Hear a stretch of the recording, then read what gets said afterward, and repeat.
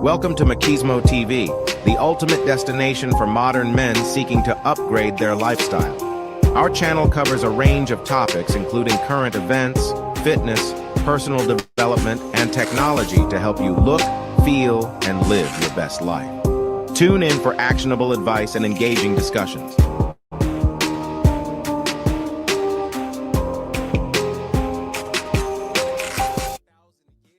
We the willing, led by the unknowing, are doing the impossible for the ungrateful. We have done so much, with so little for so long, we are now qualified to do anything, with nothing.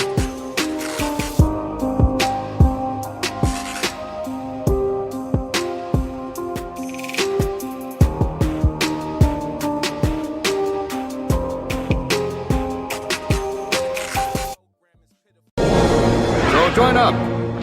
Do your part. There's a long war ahead, and we need you. So join up. Do your part. There's a long war ahead, and we need you. Have you any idea how successful censorship is on TV? Don't know the answer? Successful, isn't it? Have you any idea how successful censorship is on TV? Don't know the answer? Successful, isn't it?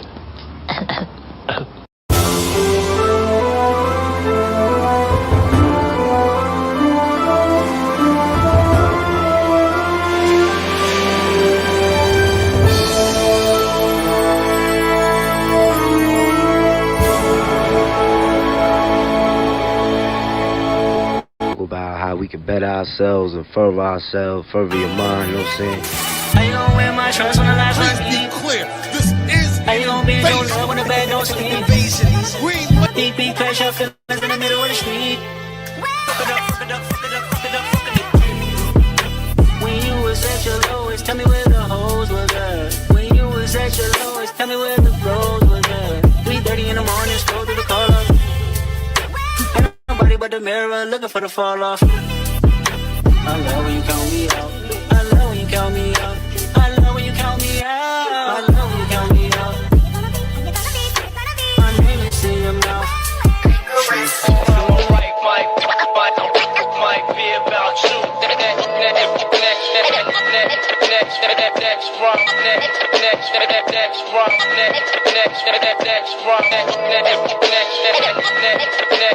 Next run might be about you. Conductor. Welcome to the new golden era. Yo. This that purple technique for Cody vibes. Hey yo. Imagine getting murdered with the case in the Sub Village. It sure is. Yeah. DJ Drama. Hey yo, I'ma take it back to the ski mask Chanel. So yo, with my mail, I can never fail. I can be through you, I can tell you would tell. You ain't never ate Bruce Chris in a cell. Everything grabbed, you moving at a pace of a snail. Supreme clientele, cause my cocaine pal is rap doing alright. My dope house well with Egypt, reading Portland's Cutter doing well on a mountain.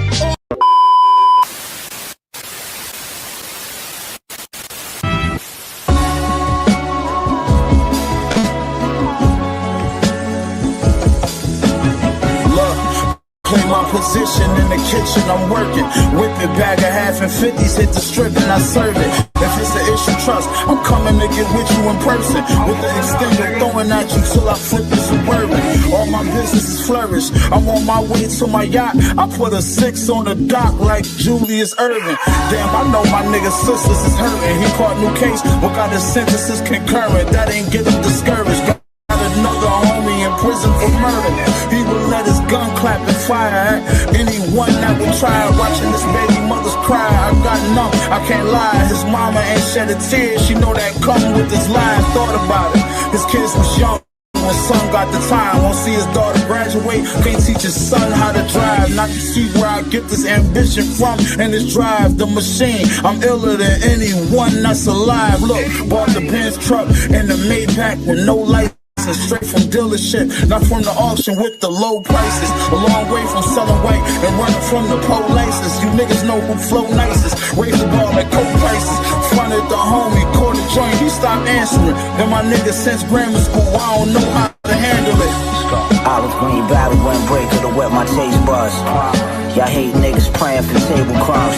Damn, y'all looking bad, y'all might be mistaken for bombs. My first thought was to put some spare change in your cup.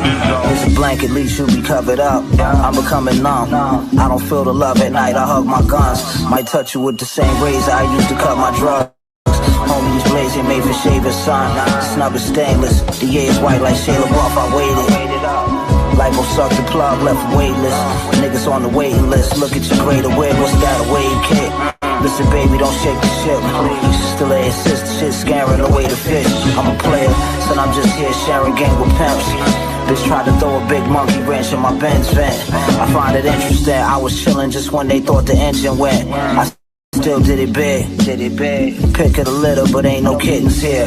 I'm like Huey Newt sitting in the king's wicked chair with the pistol near. My face is chiseled in the silverware with care. Spilling Bel Air on the thread I wear. I'm a threat out here. You better not let the cat out for air, yeah. I'm a threat out here. You better not let the cat out for air, yeah.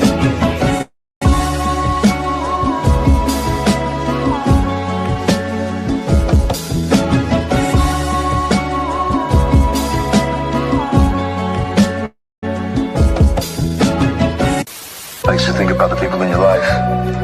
Then I think of Neil. And then you were sitting there right now when you say to me, you say, John, what's it about? Yeah, I ain't no Superman businessman like you. You know, I'm just a gangster, I suppose. The butcher coming, nigga. I won't shake your boss hand or kneel to the Pope. Me and Duffel like Gotti and Neil de la Croce. They cry crocodile tears when they broke. I'm tucking eagles in my belt and putting crocodile skin on a coat. Cutting bills from a sealed envelope. Niggas got 2 feet in the game and still don't got no idea how I go. As always, I only did what I know. Instinct start kicking in when the meat on your ribs getting low. Streets got a dark side to 'em, I watch for the double cross. They threw the triple at me, this made me trigger happy. Made me business savvy, yeah, the bosses of all bosses. Capo the tootie cappy, let's start there. Look how we started, now the vets all pairs. And I don't gotta cash a check all year. Let's address your fears, order your nightmare, chest your ears. Though Jasper can protect your chins, I thought more of my enemies. It'd be hard to avoid a hater.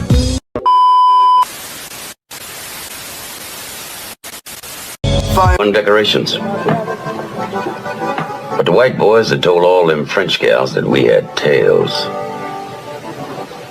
Then they found this ignorant colored soldier. Paid him to tie a tail to his ass and run around half naked making monkey sounds. They put him on a big round table in the Cafe Napoleon. Put a reed in his hand, crown on his head, blanket on his shoulders, and made him eat bananas in front of all them Frenchies. Oh, the white boys danced that night. Passed out leaflets with that boy's picture on it. Called him Moonshine, King of the Monkeys. And when we slit his throat, you know that fool asked us what he had done wrong.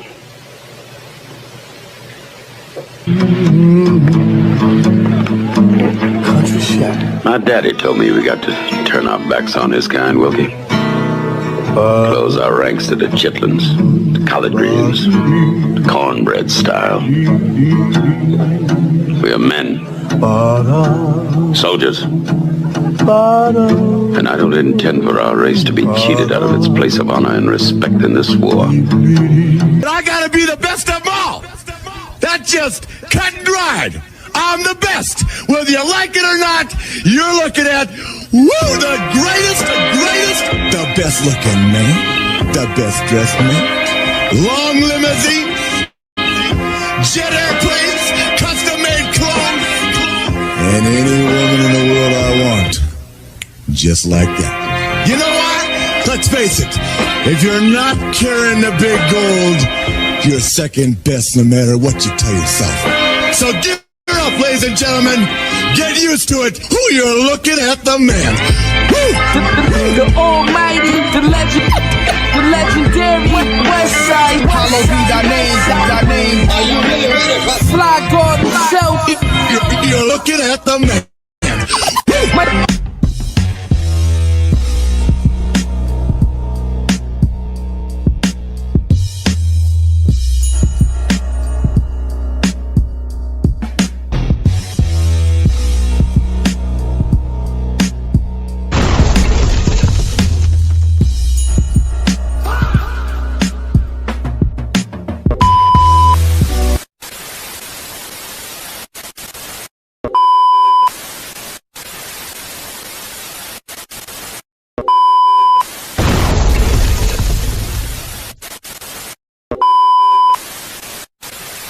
Wow from the crowd.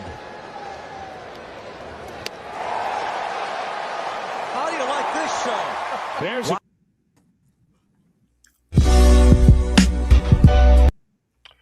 One, two. Let me get a sound check. Yo, what up? So, Mic check. Mic check. Tito. All right, Tito, you sound good. Tito. Yeah, what up? All right, bet we in the building. What up, champ? What up, people? All right, let's get to it. What's up, y'all? It's been a long ass fucking week. You got opening statements on? We see it's kind of like a upward trend in shield activity week to week. These motherfuckers is getting desperate and more desperate. I'm sure that, people aren't surprised about the results of the Democratic, report when it came to the autopsy as to why Kamala lost. But stay tuned for more fuckery from them.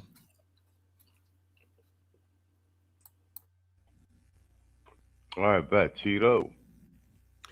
Yeah, it's not just the uptick in shield activity, but it's also an uptick in weird ass anti-male propaganda. They run around on TikTok talking about reproductive coercion. In other words, niggas impregnate women so they can tie them down. Like, that's bullshit. Or they talking about your grandmother couldn't do this. You even got, I was telling Saul about you, it was actually a millennial woman on there talking about what her grandmother couldn't do. And it's like, are you fucking serious? Your grandmother was like probably in her prime in the early 80s. What is it that she couldn't do? You know what I'm saying? So yeah, watch out for that shit. Oh yeah, and the police just shot a nigga in Buffalo, so watch them try to spin that up into a bootleg George Floyd. All right, bet you guys are on top of it. It's yo, what up, Detroit? I see you. What up, Just Jake? in time for the midterms. Just in time for the fucking midterm. Yeah, we were just talking about that right before we got on. I was talking to Saul, and I was telling him that Roland had finally said part of the quiet part out loud about, because they was trying to deny it, like, black men, they ain't have no effect on the election, et cetera, with Kamala Harris. But that autopsy came out, and then Saul sent me this. He actually found it while we was going live. And this Roland Martin posted this. The data is in. Black men 18 to 45, not the old niggas. I told y'all niggas, not these old niggas, are the last persuadable voters. And the Democrats have no message for them. Roland Martin just posted this.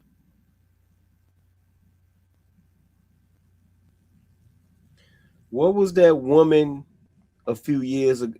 Tiffany Cross. Remember her? Remember Tiffany Cross? Tiffany Cross has said it.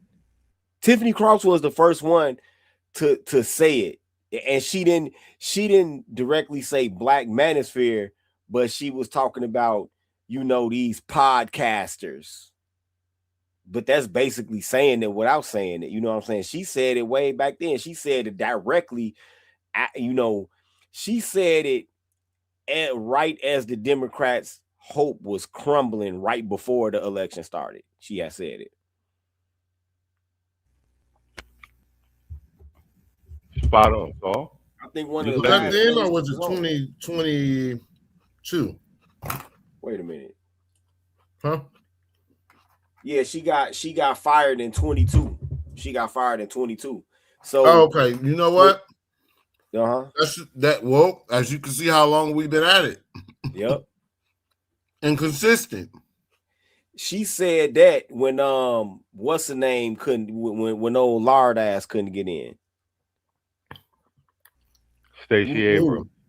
Stacey Abrams, when Stacey Abrams couldn't get in, she attributed her loss to these what did she say? These black men who follow these podcasts. Kevin Samuels, Tyreek Nasheed quoting podcasters.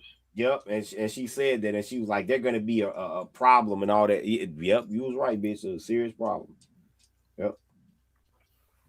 Yep. I guess we need to get Ramil up in here now, because he said that we wasn't influencing shit in the real world. Influencing shit in the real world. I remember them debates. Bauer.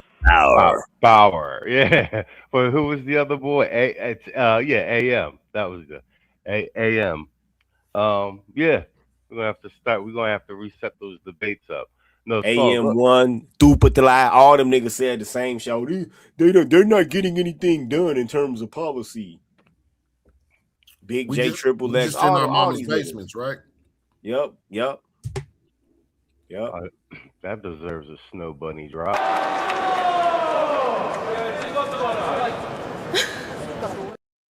Niggas just sitting in their basement, dirty ass t-shirt with motherfucking Cheeto handprints on it.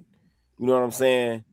Complaining about the fact that they can't get one of the Dallas Cowboy cheerleaders on the minimum wage income. That's what we supposed to be. Yeah. Go, so you wanted that? I mean, we already know what it is, but what's funny is this sort of denialism. They started with the denialism because to admit it means that you would have to concede and actually, negotiate. Now it's admitting. So my thing is this: now they're trying to open the door to negotiate. I'm personally like of the mind of cut the hand off. Yeah, get them up out of there. Because they've already shown their hands, and they will never ever mean black men any well in the Democratic Party. I think that to even remotely have a good chance of black men really having some say-so in this country again is probably through a third-party route. I'm just gonna be real with you. You know what I'm saying? A local third party that focuses on local elections. Yeah, and that people are actually really from whatever constituency that they represent and not tethers. That will caucus with Republicans only when it's productive. Agreed. Yep. Agreed. A third party that focuses at least for the first 20 or 30 years, just focuses on local elections. That will be way more powerful, and a lobbying organization attached to that will be way more powerful than trying to get some nigga in office. Yeah, because to me, it's been too much entrenchment in the hatred of black men that all it takes is one administration is back to business as usual. We ain't doing that shit anymore. Yep. We ain't doing that. But the lobbying is probably more key than but the third party, yeah, especially in these blue areas. A lot of these blue areas are very a third party would destroy a lot of these motherfuckers. A lot of these blue area aldermen, a lot of these blue area U.S. and state representatives, a third party will destroy them. And you know what that would do? That will fucking bleed the Democratic Party financially fucking dry. I mean, fucking dry. They already in debt as it is. If they think about it, if you had a viable third party that ran that focused on local elections, think about all of these different individual pots of money that they will have to start distributing for races that they previously was running unopposed. where you just had to spend money on a primary. 100%. And I want you I want you all to hear this out here. I'm gonna repeat this, brothers. You know, look at how we've brought the longest, most funded, most popular political party in the country to its knees. Just black men being together. We didn't really have to spend a dime. Now imagine if we did spend a dime. I'm just saying. I mean, we play defense with this just so that you know, we can at least let the powers be known that we're independent voting block. But imagine if we did spend our money. I'll let my plane there. Somebody has to file the paperwork sooner or later, and y'all know what I'm talking about. I don't know how many people we got watching this, but somebody has to file the paperwork. Somebody. You don't have to run it. You just got to file the paperwork. No, I agree. I always be saying that we accomplished a lot of this shit with just cell phones and laptops as black men across the United States and, you know, some of us stationed around the globe. And pretty much piggybacking on what y'all said, we're in the phase 2, phase 3 of things. And a lot of that's just going to be, niggas going to have to put their money where their mouth is for shit to move to the next level. And if the space is any indication of what that looks like, you know what I'm saying, we might have to, mind you, it's mainly the old niggas and the old extras doing it, but, you know, niggas would rather give their money to chicks than to finance anything men is doing. That's the truth. You know, we watch it play out every day here in the space. So that's my piggyback on that, and almost caveat. It's going to have to be any movement. I think, but that's going to be with the millennials and maybe some of these Z's. Like I think we're at the tipping point of anything that's possible to get accomplished with any type of these boomers or these old Xers. They're just too far entrenched. That's been my global macro observation over the X amount of years, just being in this space and seeing how things play out.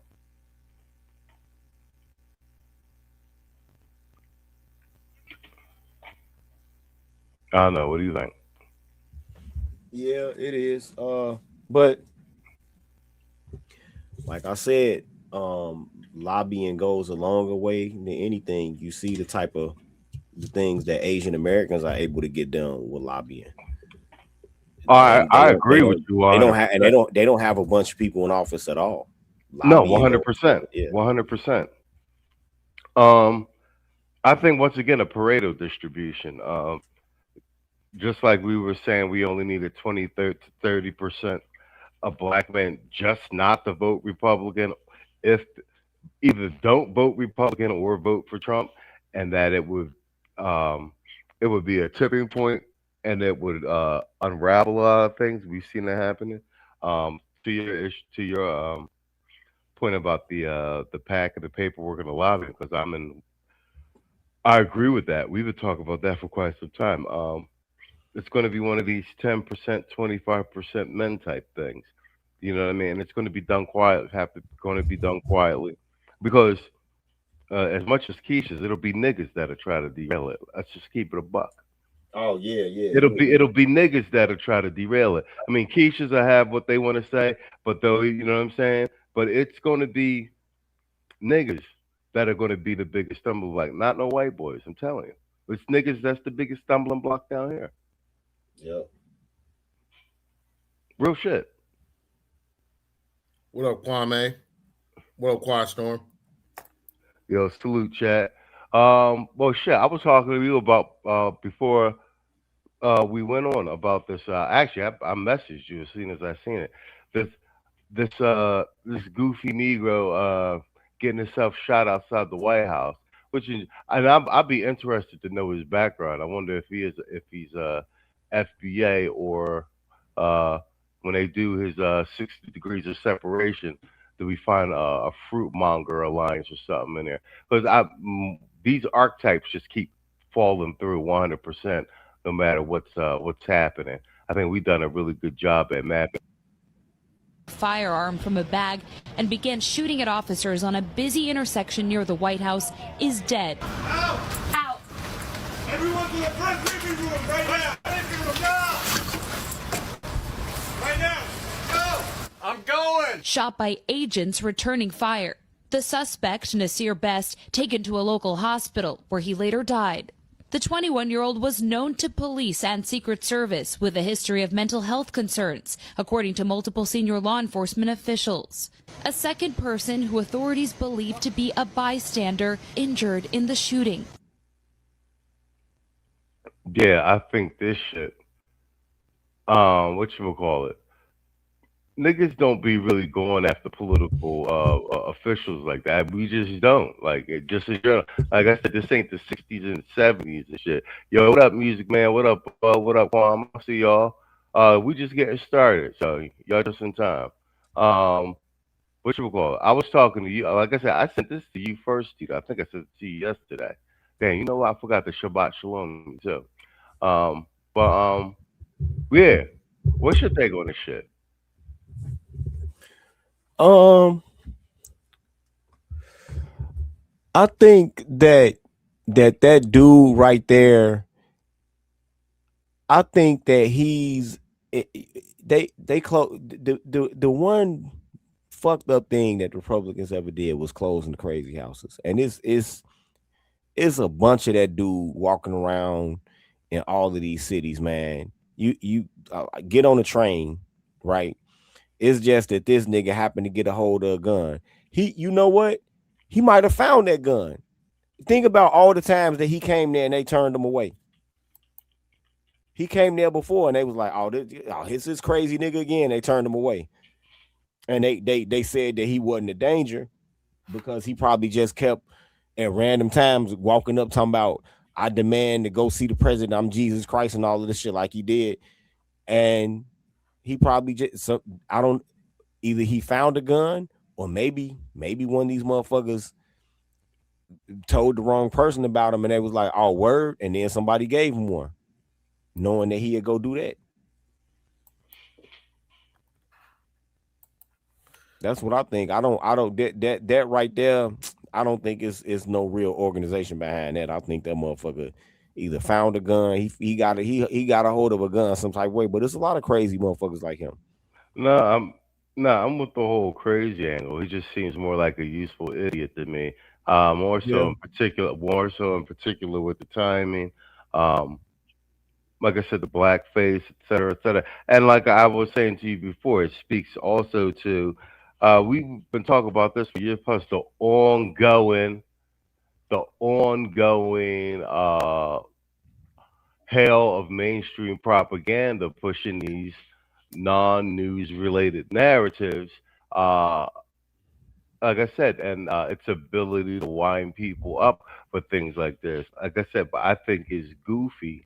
Like I said, I'll be interested to find out if he's full FBA or whatnot. But yeah, these are the effects of propaganda.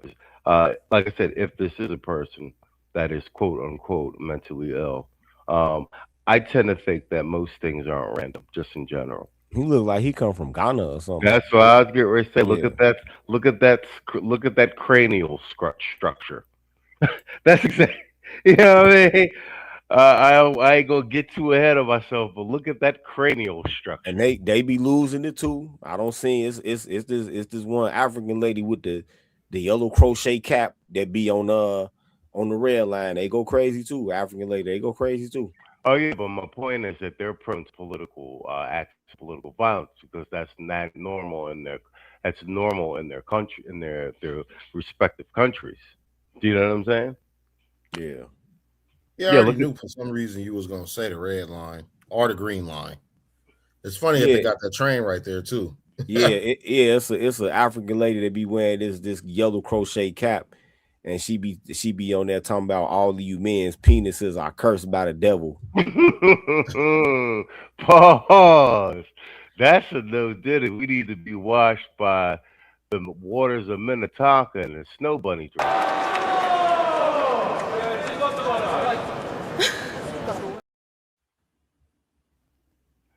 Go ahead. Shit. Mr. O said I'm on the red line right now. Damn, at this time. He might be able to get some live footage. No, you don't that shit you see on there, you don't shit. Okay. I'm talking about that African lady. I know the red line yeah. and the green line. Yeah, man. Shit. I got on there one day. It was a motherfucker on a train, and he was sitting next to a white lady with some big ass titties, and this dude was like 140 pounds with a size 5X hoodie on, and this nigga was jagging off, was looking over at the white woman, jagging off under this hoodie, man. My man got too much time on his hands. Yeah, wrist going about 800 miles an hour, and then the white lady know what he doing, and she just sitting there looking through her phone and shit, and looking over at him, and then looking at her phone. He's like fucking red line. And then the nigga busted a nut. Only in Chicago. Yeah, the nigga busted a nut and then rolled over and went to sleep. And I'm like, you nasty motherfucker. You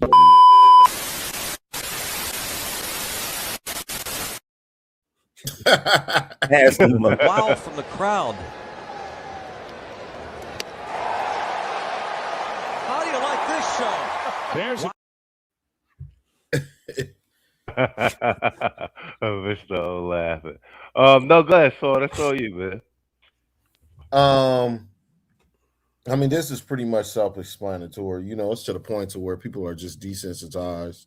You know, they trying. You know, coincidentally, you know, obviously, when it comes to, you know, this season, we just start seeing this stuff play up. You know, so we know what this is. You know, real mysterious backgrounds and stuff. Hey, yo, I seen that.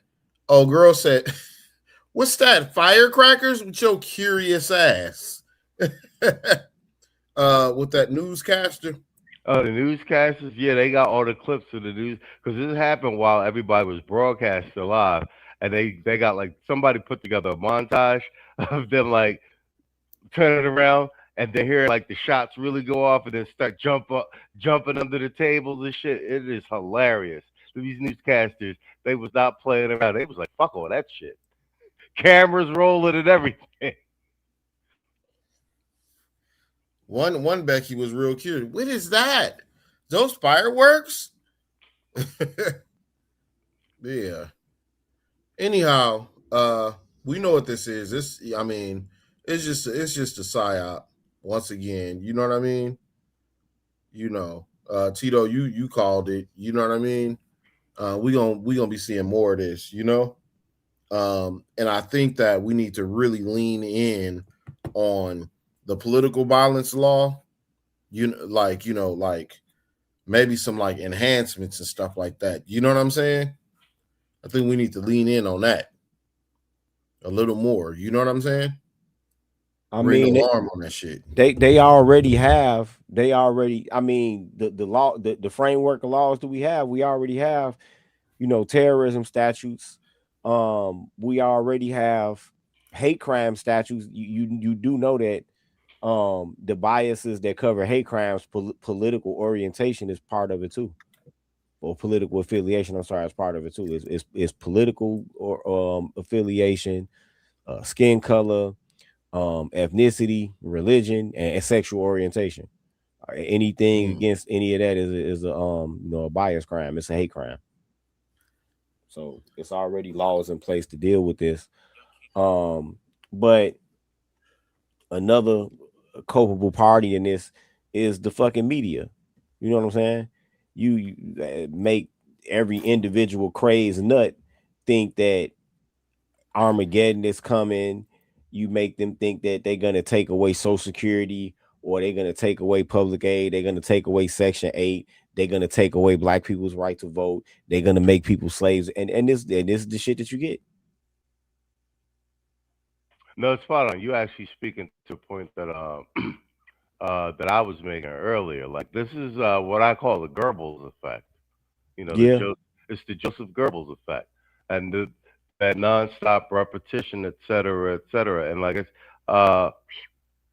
because my whole well, you know this, and we said this here. My whole thing with the mainstream media, in particular, like the left leaning, is never that it uh you know that it had critiques of what was going on with the MAGA movement or anything else like that. That's never been the case. Uh, I, the issue has always been that it has been blatant, almost state-sponsored propaganda from the standpoint of it being funded from the DNC through various shell companies, et cetera, et cetera. Like I said, and I lived in Beijing for 2 years. I know what state-sponsored propaganda looks like. Do you know what I'm saying? So that was really my concern. They'd be if they'd be doing what the press is supposed to do and being a general public service by just making good arguments and critiquing policy, et cetera, on the old, like I said, Walter Cronkite type stuff, and just giving the public the information that they need to make quality decisions. The long term effect of like this Goebbels effect style propaganda sponsored by corporations, i.e., a large adjuncts of political parties, it has a massive deleterious effect to the general public and the what you call it, and the common political good.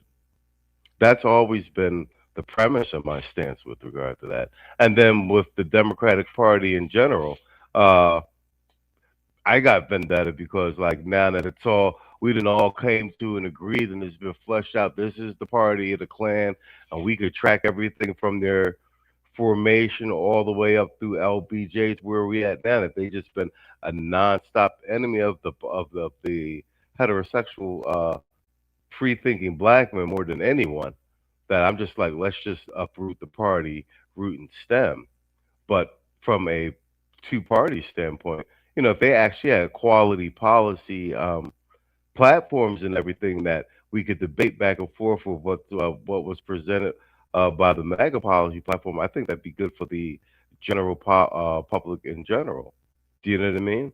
But they've doubled down and decided they don't want to have any policy at all. We just gonna push these weird global agendas and like make all the men boys. All right, and in that case, let's burn it all down.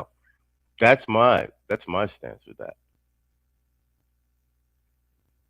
All right, here let's switch gears real quick because we're gonna do the redistricting with Wasserman. But Tito, you covered this earlier this week, and I haven't been able to do any streaming during the week, so I wanted to double down on this. Oh boy, they because it could literally save your life. This is so sad, man. RIP to this brother right here. He was trying to be a hero and do the right thing, but it got him killed, right? Never get in between a domestic dispute. First of all, you don't know what they have going on. Mind your business. And if you want to help, call the cops.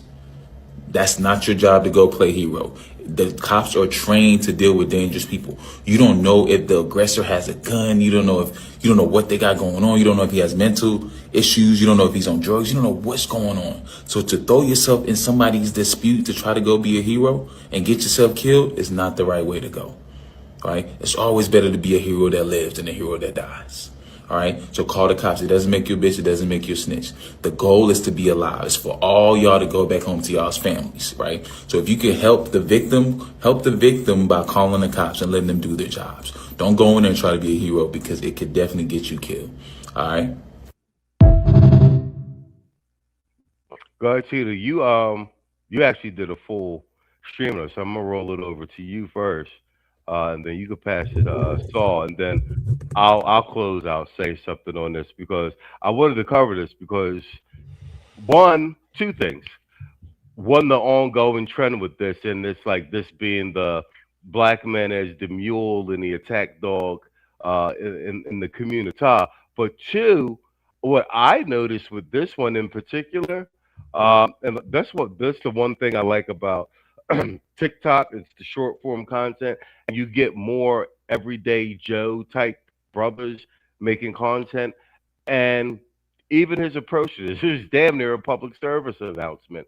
But I don't think that this how do I say? I don't think that this level of commentary that this gentleman is making, with regard to the talking points and then like it being like, hey, call the cops, don't get involved. That um we would have seen this maybe 2 years ago, or at least this statement and this type of content would not have been as prevalent in the algorithm 2 years ago. And I think that represents a change in the tides, a passing of the guards, and like the good job that we've done, black men in general, collectively, with proliferating that piece of the lexicon that, hey, we ain't jumping out here and protecting for chicks we don't know. And I think a lot of that culminated with the Brick Lady fiasco. What say you, Tito? Yeah, it could be from that, but you know what though? It was a woman I used to deal with a long time ago when I was in my early 20s. You know what she told me? She said that the main reason she was like, shit like this, she would say, "Oh, you should never get in the middle of a domestic dispute," you know. And she said the main reason that no man should ever get in the middle of a domestic dispute, no matter who the relationship the woman is to him, whatever. She said because every woman has the ability to keep herself from getting her ass whooped by a man. And I'm like, huh? And she like, yeah. She was like, yeah. She was like, getting a man not to beat your ass is the easiest thing you can do. And she was like, all it takes is for you to put one hand on the man's chest or face and ask him to calm down, and then put the other hand on his dick. That's what she told me. She said, so if you as a woman find yourself getting your ass whooped, I mean, I didn't agree with her, but that's what she said. I was like, wow. But she not lying. I done heard something similar, and it does work. But I, like I said, because it's niggas that, you know, come home tuned up on crack. It's niggas that come home to, you know, drunk off liquor and beat motherfuckers. It is. I've seen it. Mm-hmm. So I didn't agree with her totally. But the fact that you getting in somebody's family dispute is just that the family member happens to be his wife or whatever. I wouldn't get nobody family shit. Like if like one of my neighbor's grandson came over there and was beating on the dude that's my neighbor, I would stay out of that shit. You know what I'm saying? That's the main part, is that you don't know what type of fury is behind that. You don't know what he did to her. You don't know what she did to him. You just don't know. You know what I'm saying? You had no idea.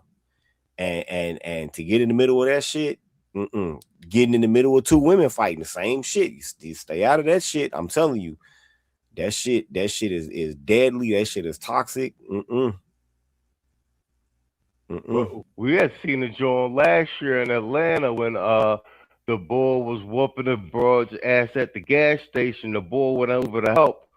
The bull was whipping the broad's ass, smoked the bull, and then the chick get in the car with the bull who smoked with the bull. Yeah. And it sped up. They caught the shit on film.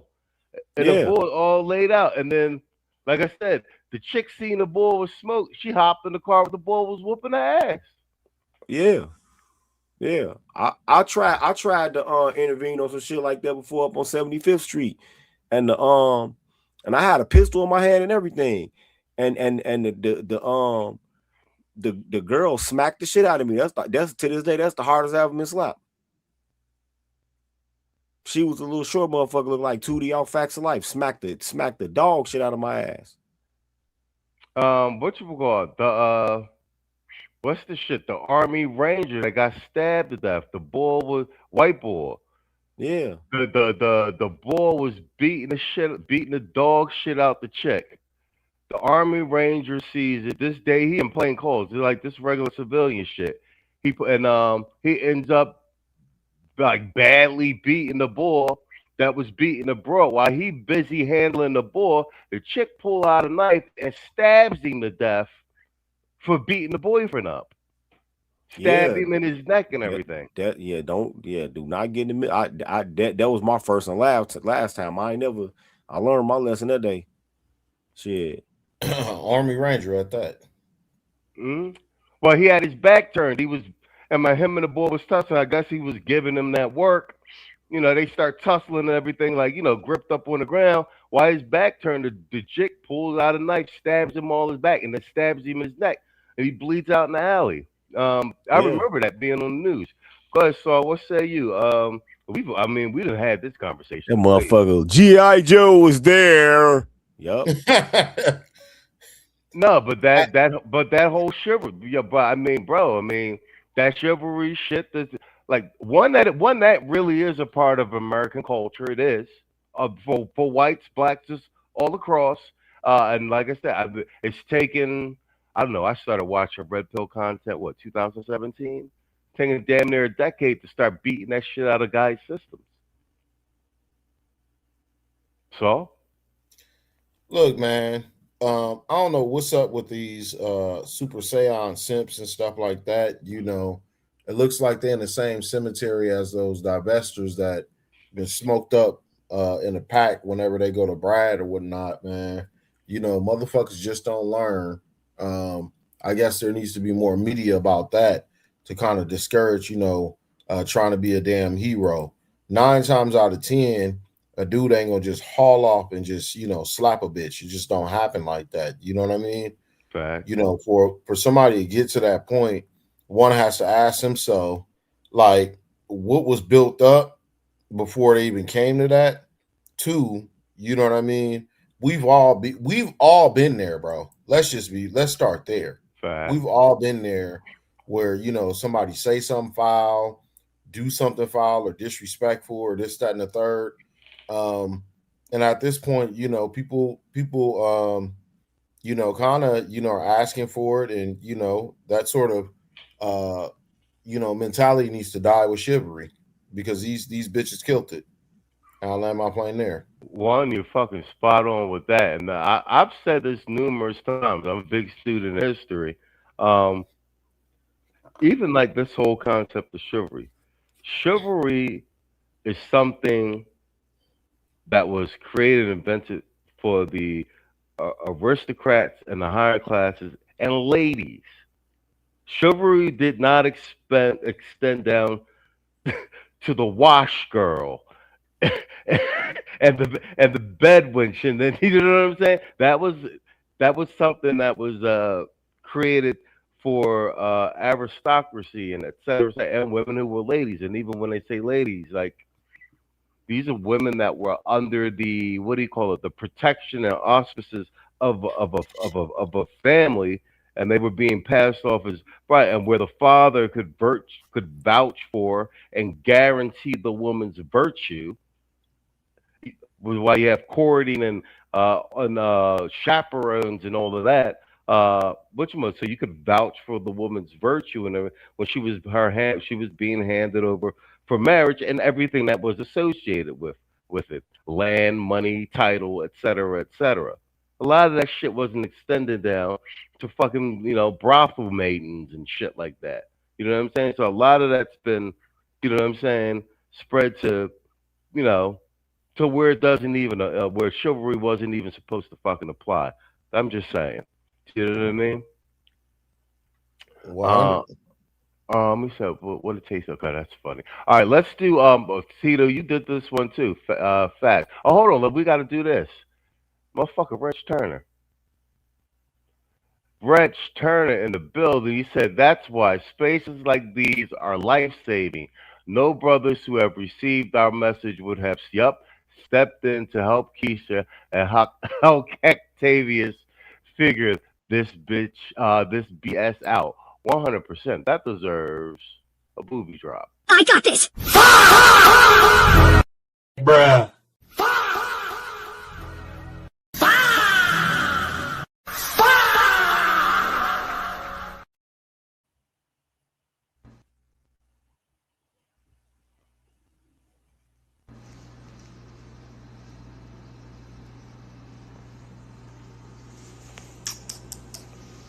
Hey, I feel cheap. Hey, move them damn letters, man.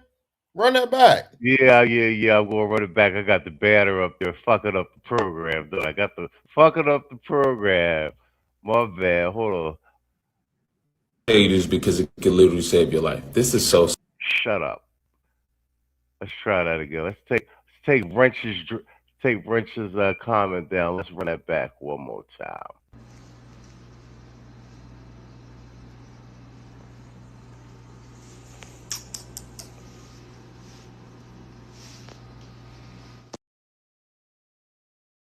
Yeah, that is fantastic. We need something to do on the late night, fellas. That is fantastic. He said the banner comments everything. Yeah, the banner's ruining it. Irvin, goddamn Reed, what up, Playboy? Damn, I ain't seen you in a minute either. We gotta give you a snow bunny drop for that.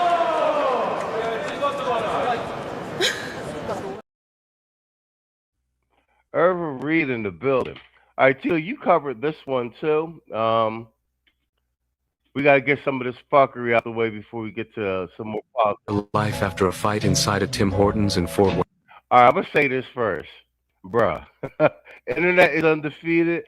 I got something about the meme war on the community tab, but bro, what they Perfect Square in the building. What up, Perfect Square in the building? All right, we got all the original teams popping up out of nowhere on a Sunday night. What up with you, Playboy? Perfect Square in the building. Booby trap. Wow from the crowd.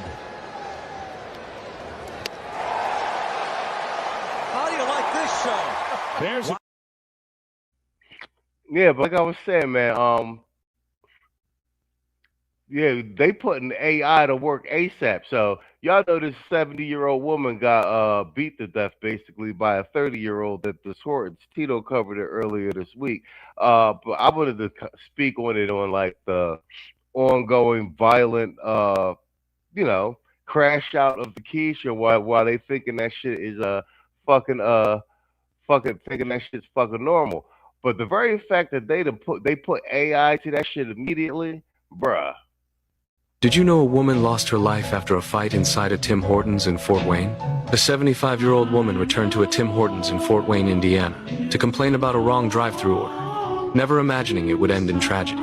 According to police, the woman began arguing with a 17-year-old employee. A 20-year-old shift supervisor stepped in to calm the situation inside the restaurant. Authorities say the argument escalated from shouting to physical violence. The supervisor and the 75-year-old woman ended up struggling in front of security cameras. During the altercation, both fell to the floor. After the fight, the woman sat down for several minutes, appearing conscious inside the restaurant. Moments later, the woman suddenly collapsed. Paramedics arrived at the scene and rushed her to the hospital, where she was later pronounced dead. Now investigators are trying to determine whether the death was caused by the fight or by pre-existing heart problems the woman reportedly suffered from.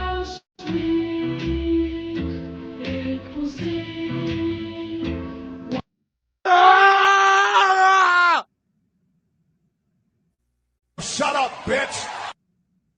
Yo, I was going to actually play the news clip of the event, but the AI is just so much better. It's so much better. So that's the preface. Let me play, but this is the part. I want to play the second video first before we do the round robin, because they tried to make political hay out of this one, right? They even had the little son, husband, grandson on the internet. Oh, we need justice for my grandmother. He was a very low testosterone young man. But this thing just came out about from the Keishas in her family. Who died after getting into a fight with an employee at Tim Hortons? Well, one of her family members stepped up to say thank you to the employee who beat her up because she got what she deserved. A woman by the name of Chandrika Grayson claims that Anita Grayson was her mother's stepmother. Chandrika claims that while everybody wants to feel sorry for Anita's death, she was no weak and feeble woman. She says that Anita abused her mother and her aunt for years, and no one would ever stand up to her. In her viral Facebook post, she explained, "The mask has finally slipped and the truth is out for everyone to see. For years, my mom and auntie talked about the aggression, the abuse, and the mistreatment they endured when they lived with Anita Grayson. And what did the Graysons do? They tried to cover it up. They denied it. They tried to paint this public picture of a helpless, weak, 75-year-old woman with congestive heart failure who wouldn't hurt a fly. They wanted everyone to think she was too brittle to do anything. But God has a way of bringing what's done in the dark straight into the light. This video from the Fort Wayne Tim Hortons shows exactly who she really is. That is not a weak, fragile woman. That is the exact same aggression she took out on my mom and my aunt for years. The only difference is my mom and aunt were defensive and vulnerable. The people in this video were not. They gave her back blow for blow because we are in a new age of fuck around and find out. You can't hide behind a narrative anymore. The camera doesn't lie and the cover up is officially over. I am so thankful that the truth is finally standing up for my family." And then she went on to post again saying thank you to August Honor, the Tim Hortons employee who beat Anita Grayson up, even going so far as to say, "We see you and we appreciate you and we have your back through it all day, every day." Do you believe Chandrika, who said this was karma for Anita Grayson, who was abusive toward her mother and aunt for years, and no one would ever stop her? Leave a comment to let me know. I'm Tierka with the T. Shut up, bitch! Yo. I'm gonna come. Let me just hold on. Street Fighter.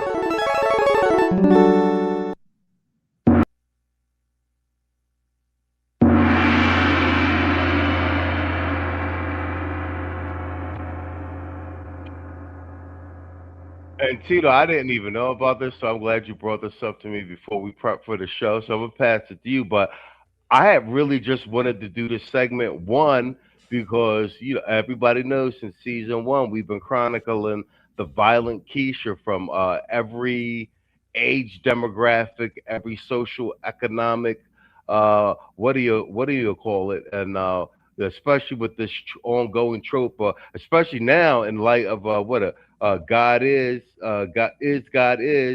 movie coming out to do the evil, violent black man trope again. But we know as the ongoing, it's a lot of this be these Keishas, and the numbers are starting to bear that out. We did the FBI violent murder statistics several seasons ago, but I didn't even know this, but I was along the lines of like, yo, if this Jones in her 70s and she walking around putting her hands on people in public like ain't no repercussions. This is a pattern, and you know what I'm saying. And apparently this is who she is, and she's done got away with it because ain't no damn way you in your 70s putting your hands on people in public, like stuff breaks. You in your 70s. Well, but then for the Keishas in the family to come out and say that, and to thank the employee, that kind of proved the entire premise of my argument and why I wanted to cover this segment in the first goddamn place. What say you, Tito?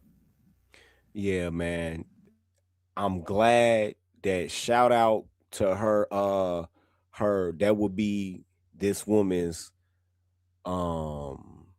No, that was her grandmother. She said that was her grandmother. But shout out to her, man, for putting the brakes on what was going to be another pre-election racial snow job, because that's what they was trying to spin this shit up into. Fact. Here's a dead giveaway. Right after it happened, you seen this white FA to the jizzle out there talking about, I can't believe this, and this attack was cowardly, and I'm like, I already see what the play is, because they ain't, they looking for their next George Floyd all the time. You know what I'm saying? With the election coming, so they tried to spin that up, and old girl. I mean, wasn't nobody really going for it in the first place that much, because you had people like because the video showed that she hit the girl first and that she came in there all belligerent and shit. You know what I'm saying? People that work in restaurants go through enough shit. You know what I'm saying? Like, leave them the fuck alone. Just ask for your money back and go somewhere else. And they don't even take all that. I don't been to places where they made a mistake and gave me swine out and act like that. I'll just be like, you know what? I don't eat pork. And, oh, sir, I'm very sorry. And they just get there and they give me a bag full of shit, free shit. You know what I'm saying? But I'm glad that woman said something though. That's crazy though what she said. She said that this woman used to beat her mother and her aunt relentlessly when they was kids. That's crazy. And that's probably why she approached that young ass girl like that, because she thought she was go just get to do the same shit that she been doing. But after I did my live and I went back and looked at that video some more, I noticed something weird. And I wish I could send the video to you right now, but those that remember my live, when the shift manager got in between her and the teenage employee, you could see her push, like use an open-handed palm strike that landed on the shift manager's neck. Mm-hmm. And then you could see her reaching around the shift manager and pulling something. And I'm like, that's like a weird opening move. Why shouldn't the palm strike is valid? I mean, Bass Rude will tell you that the palm strike is valid, but what is she reaching for? And then when I really zoomed in and slowed it down, she had reached and grabbed a handful of that girl's hair and then stuffed it in her purse on some voodoo shit. Yeah. That's actually when she reached and grabbed the girl's hair. That's when she came from in back of a shift manager and started putting them hammers on her ass. Cause that shit had to have hurt. You know what I'm saying? Mm-hmm. Yep. Put them hammers on her ass. But this is a problem for Keisha. You can't sit here for decades and try to convince people you're gangster and that you strong and independent, all of this shit. You tougher than black men, all of this shit, and then turn on a dime and say, when the rubber hit the road, you want to live a soft life, you want to rest your femininity, and you a damsel in distress. That ain't how reality works. You know what I'm saying? And then the other component to this is that, I noticed this with a lot of people in the baby boomer generation. They still are willing to physically fight. You see them, and it's how many videos it is of people this same age that's in HOAs running out aggressively confronting people for the dumbest of shit.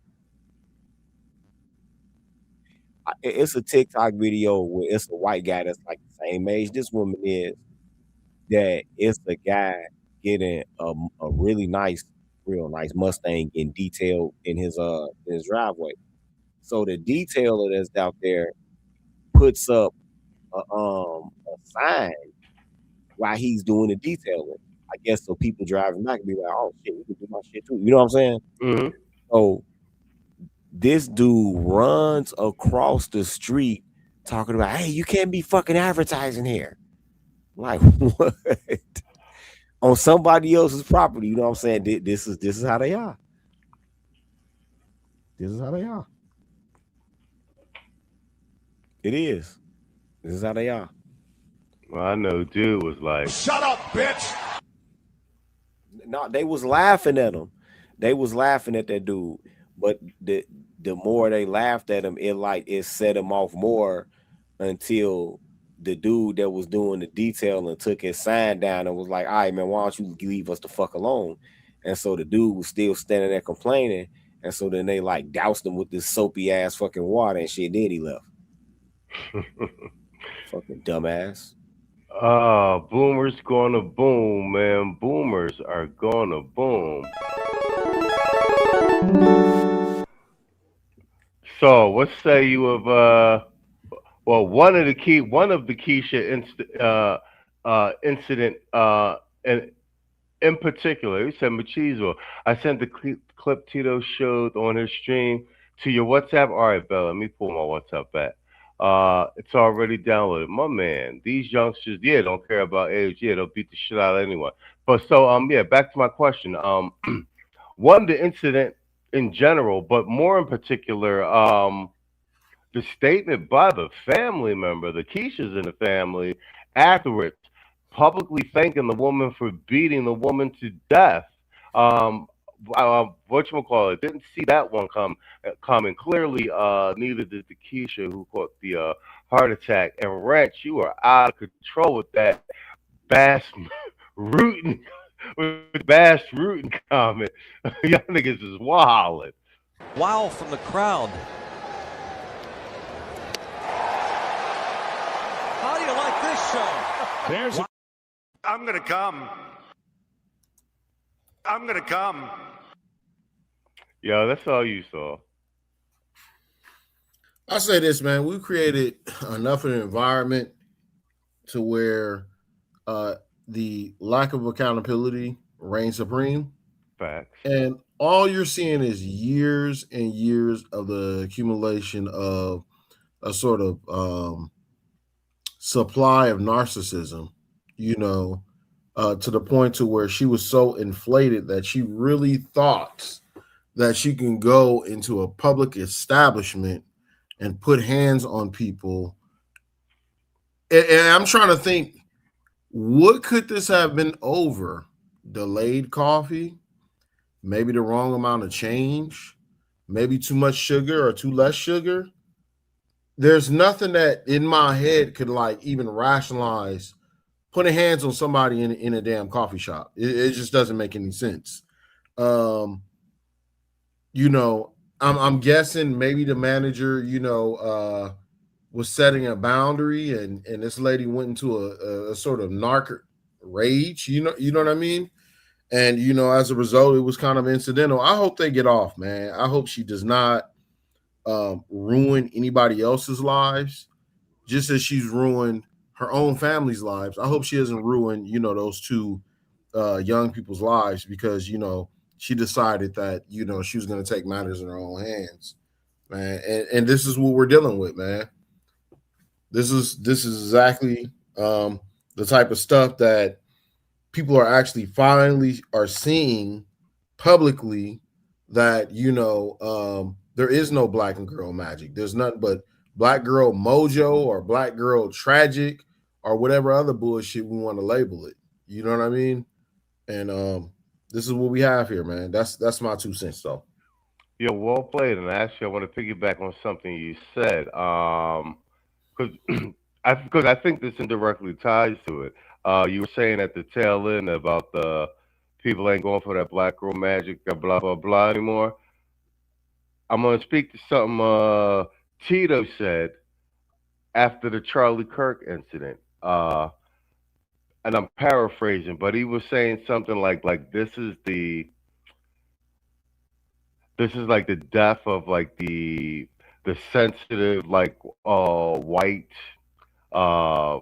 guilt type thing. Like that's all dead after this Charlie Kirk thing. And and to that point, I was saying something that what I was saying, we kept saying if everything's racist, everything can. If everything's racist, nothing is racist anymore. And these Caucasian,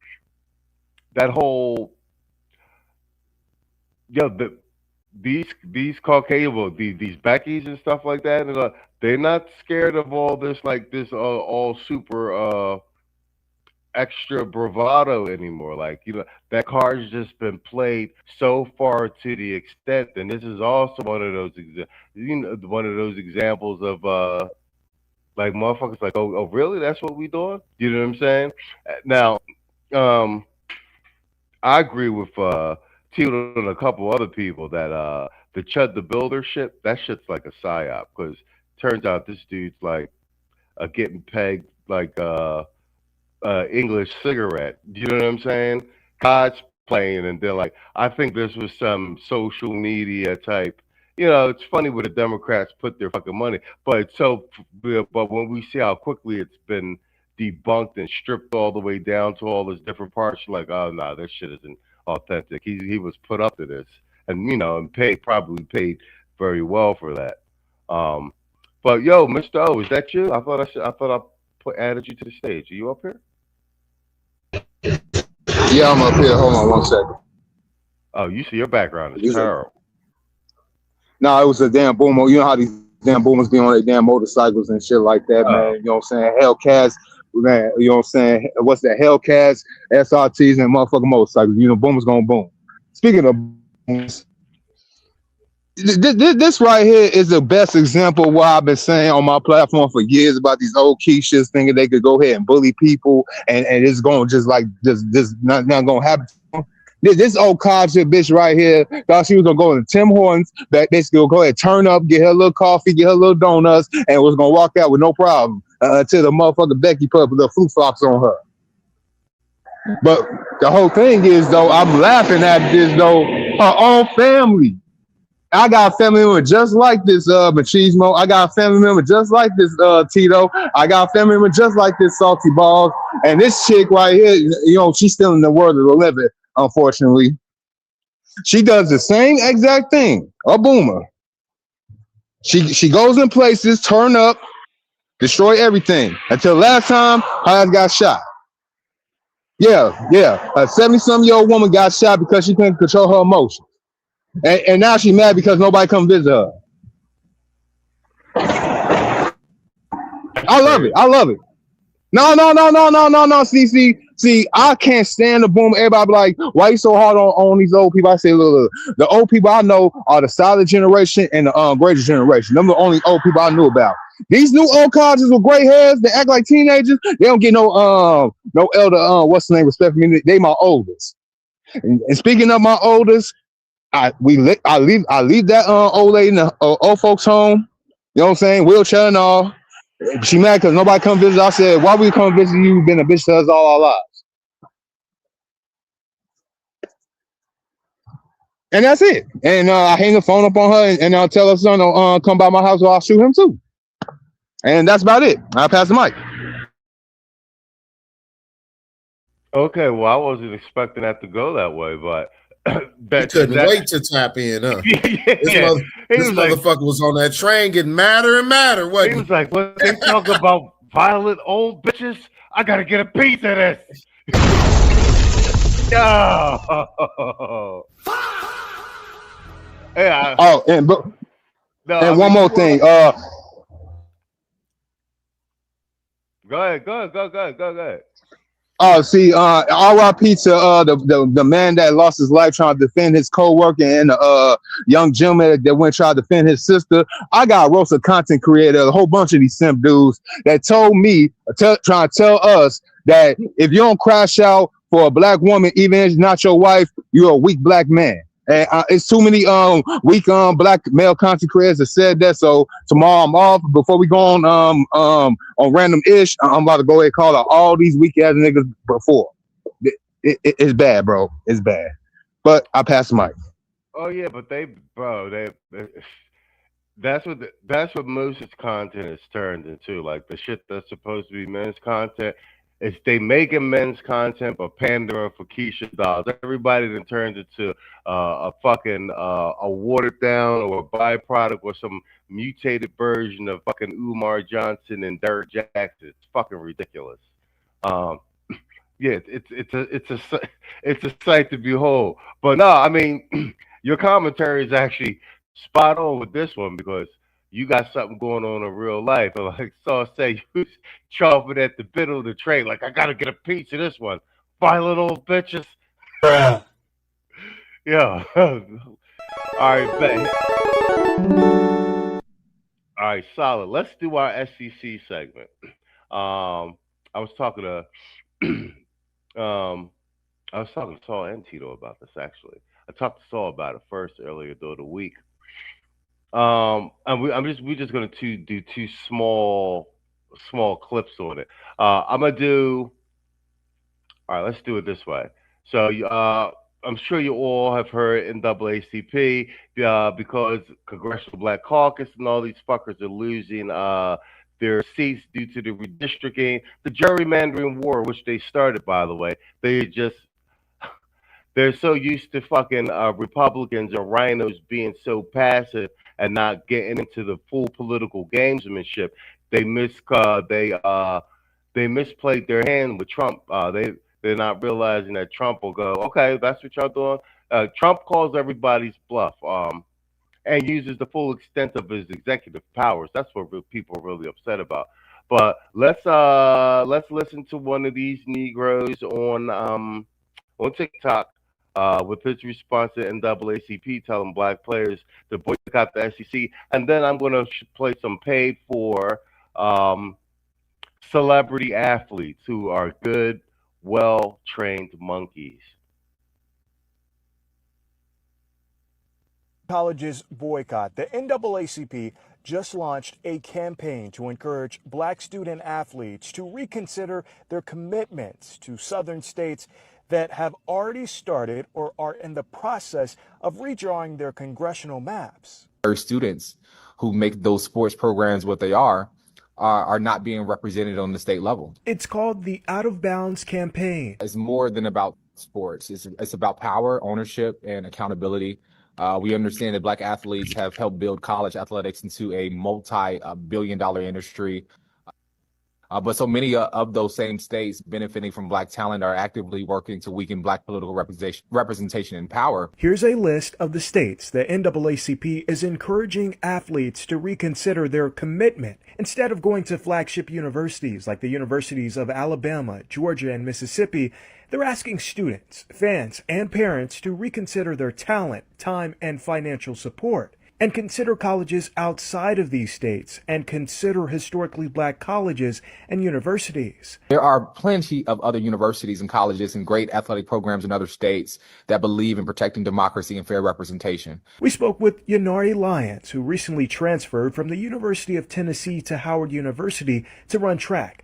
And she says she considered and transferred to Howard after noticing how well the track team competed against larger schools. Go to some meets, even like when I was at Tennessee, and we would be at meets where there are HBCUs, and I've seen Howard in the meets. They were like at a lot of our meets, and like they were competing really well. I was like, okay, Howard. Like my mom too, like she was like, okay, look at Howard. I was like, yeah. Don't think about like the big, flashy things, the technologies, the resources, because we still have enough resources to where we can have the same accomplishments. See how this story was crafted too? They got the Keisha in there being like, to be like, yeah, this is a good idea. But the Democrats are still running that play, like follow the lead of the Keisha. They just can't fucking help themselves.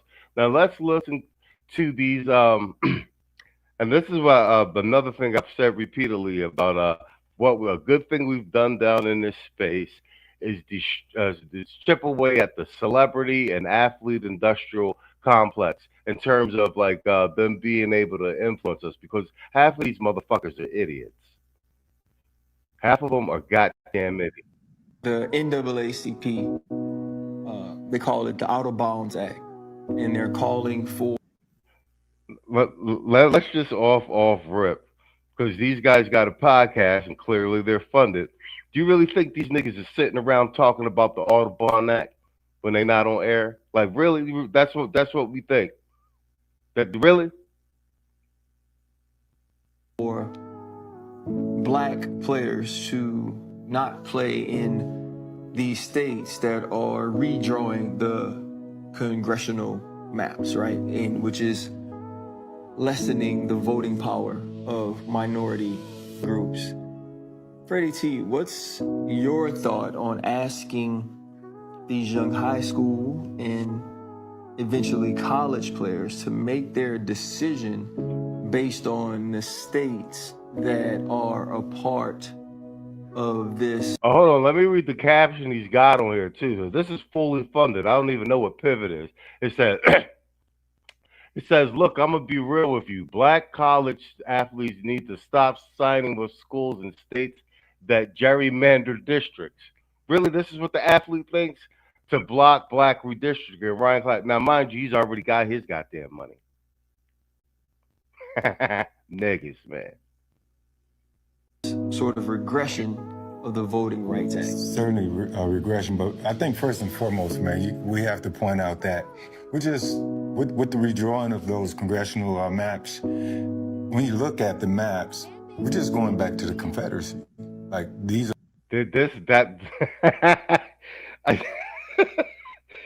Oh my God, it's so hard watching these fuckers try to put a thought together. Yeah, he went to LSU. That nigga went to LSU. Yes. That nigga went to LSU. Yes. You know what? Let's not even get that. It's so difficult Continue. to listen. Well, I just had it. It's difficult to listen to these fuckers. Like, is he trying to remember the script?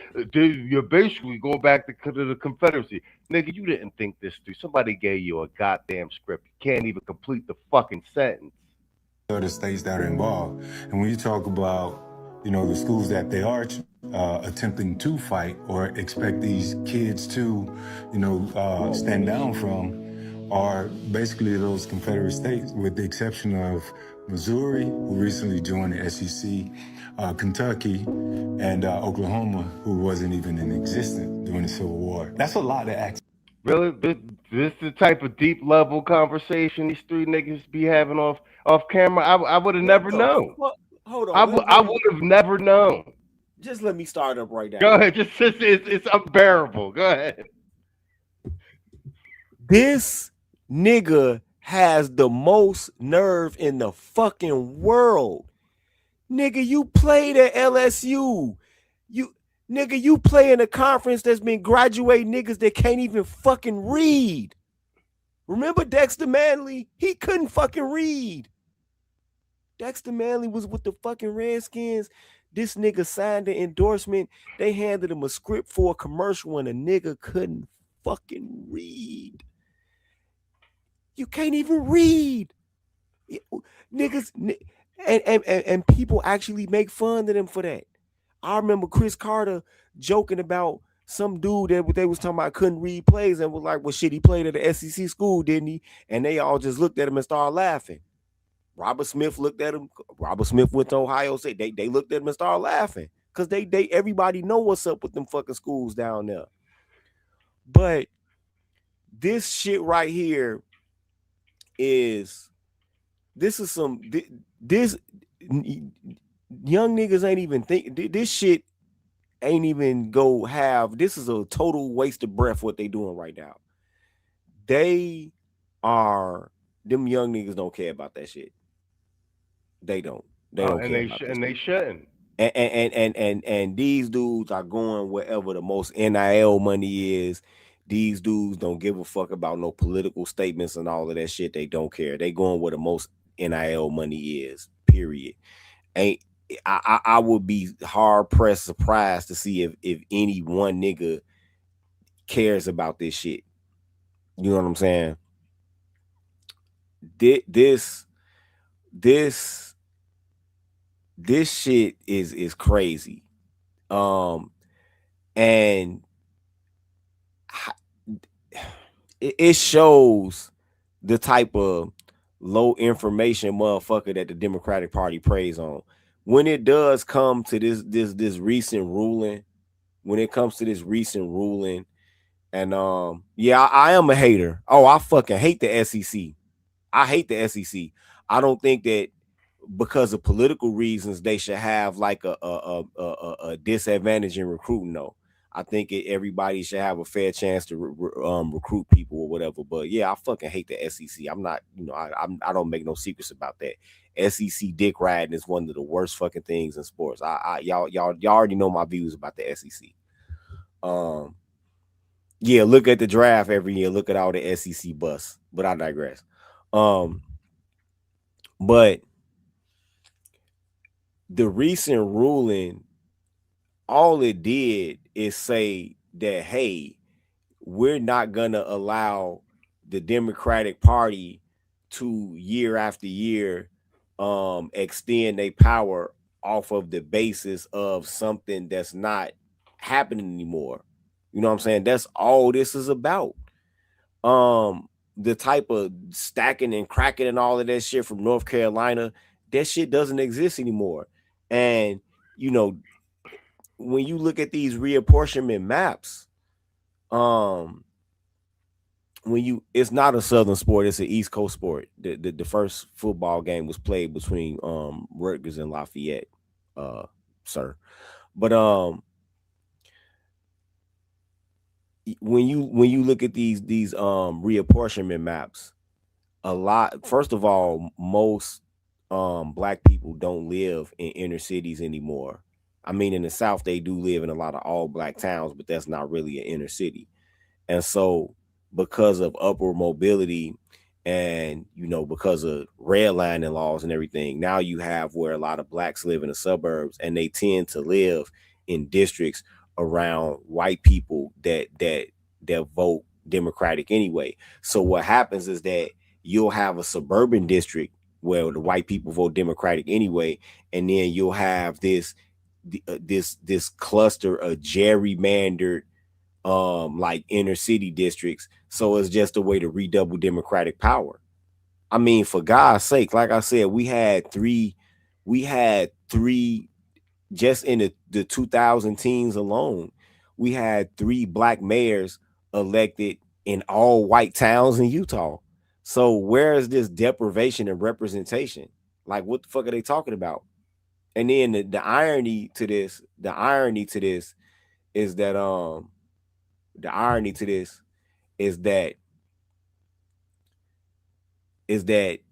in Tennessee, they are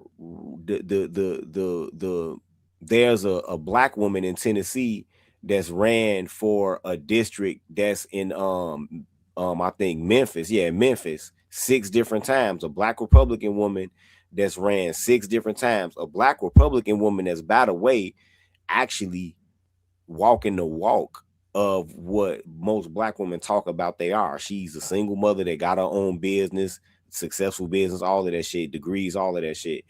And the Democrats are dumping money for Cohen to run against her 6 times in a row. So if anybody is trying to deny black representation, it seems like it's the Democrats. But put that dude comment up there.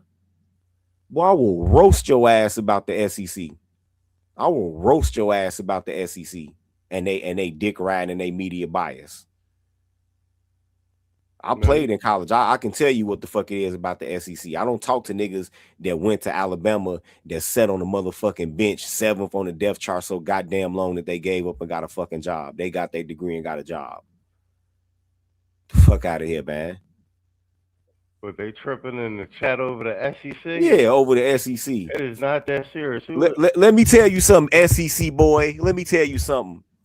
The only motherfucking team in the future that's gonna really do something in the SEC, the 2 teams from now on with this NIL shit, is Texas and Texas A&M, because they fucking awash in oil money, nigga. The rest of the SEC ain't gonna do a motherfucking thing from here on out. The NIL and the NILs fucking destroyed them. Okay? It's over for them. It's over for Alabama. Maybe Georgia. Maybe Georgia can keep their local guys there and they can get some booster money. But it's gonna be Texas and A&M for here on out, because they got possibility with Florida. Nope. Not compared to A&M. A&M booster club could buy a small country. Shit. Yeah. They could buy Estonia and Latvia right now. I hear Texas Tech is trying to do a similar thing and then make a bid to try to come into the SEC. Ooh. Damn. Yeah, Alabama might never win another goddamn championship again. Ever.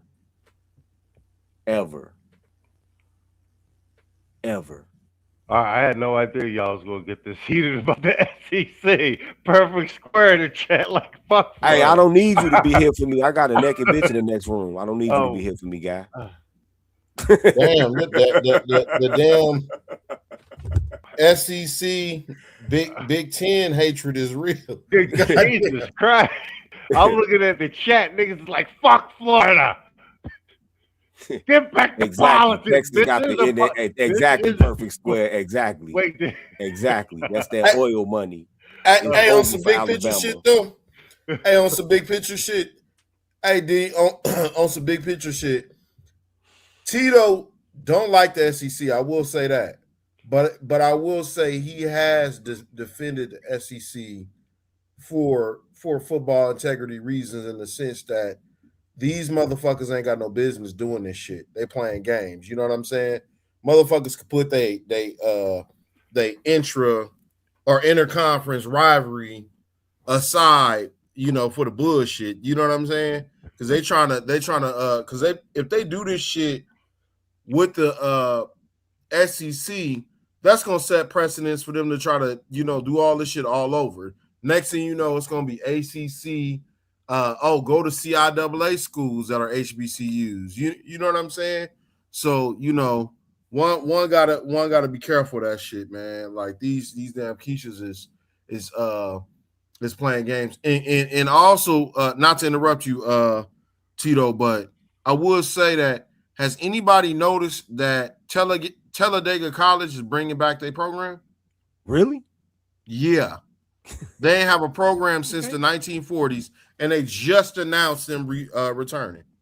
You know who I wish would bring theirs back? The University of Chicago. Oh yeah.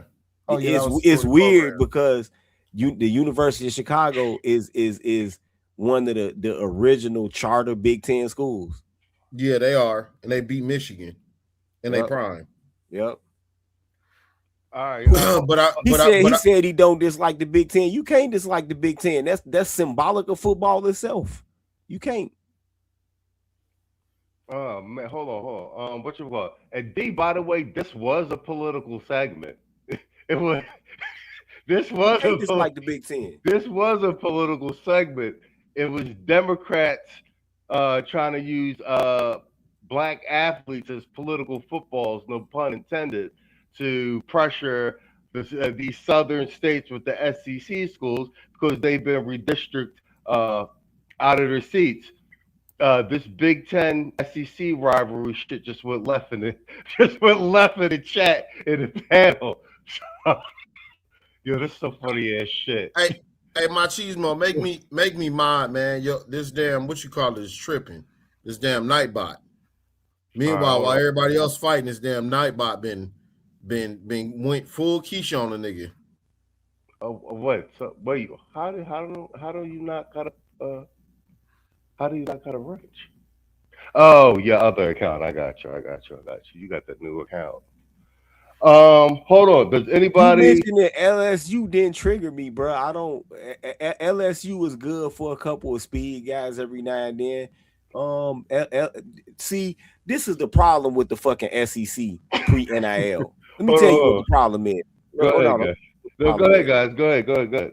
The problem with the SEC is that it's a bullshit ass top heavy fucking conference. Before the NIL, you got Georgia, you got Alabama, and who the fuck else you got consistently? Nobody. Florida is good every once in a while. LSU is good every once in a while, and that's about the fucking size of it. But for some South Carolina every now and then, in South Carolina every now and then. But for some fucking reason, the dick riding is so fucking. Well, I know why it is. The dick riding is always so fucking strong down at ESPN, and the media bias is so fucking brazen and craven.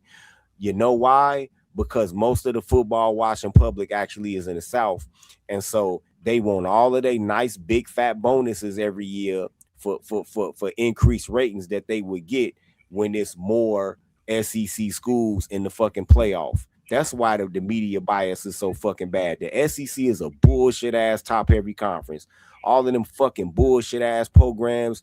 Mississippi State, get the fuck out of here. Arkansas, get the fuck out of here. Vanderbilt, nigga, please.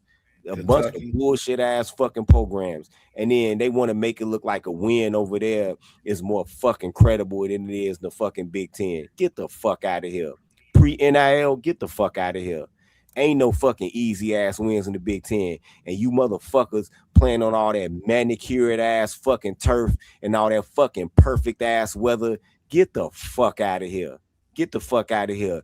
Take your fucking ass and wake up one goddamn day at the end of October with your fucking balls stuck to your leg with ice, with your dick shriveling up like a fucking stack of dimes, and go out there to one of them fucking practices, and then you tell me about some goddamn football. But till then, that SEC shit, I'm not trying to hear none of that fucking shit. So basically, you saying this? Fuck you, fuck you, fuck you. You're cool, and fuck you. I'm out. Yeah, pack that fucking SEC shit up and throw it in your sister's shit car and drive the fuck up out of here. Hey, y'all go, y'all motherfuckers going. All right, you know what, D? You know this might be fun. This might be fun, man. This is all a good sport, man. We brothers here. We men here, man. Drop the link for D, man. You want me to drop the link? All right. Yeah, drop the link, man. This and all the other SEC folks. Yeah. All right. We're never doing an SEC segment again after this. So I'm dropping. Wasserman Schultz is getting no play tonight apparently because we're at the 136. We go get perfect square like a square. I just all of them motherfuckers that get drafted out of there like big yellow ass Albie Shore looking ass Irv Smith that went to the fucking Vikings and disappeared. Get the fuck out of here. Hold on. I'm gonna drop the link for you, D. Hold on. All right, I guess we're getting rid of the what you call it? Outspoken. See, all my old original guys got wrenches. And Square, ain't you a channel member? You should have a wrench anyway.